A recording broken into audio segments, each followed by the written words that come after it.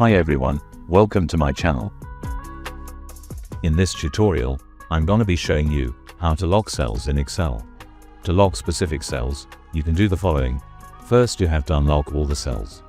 For that, use the keyboard shortcut, Ctrl+A to select all the cells. Right-click and choose Format Cells. Go to the Protection tab and uncheck. Now select only the cells that you want to protect. Right-click and choose Format Cells. Go to the Protection tab and Locked.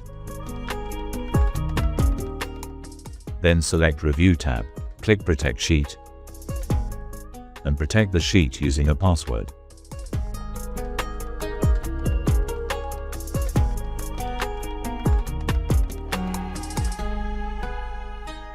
Now only certain cells of the sheet will be protected.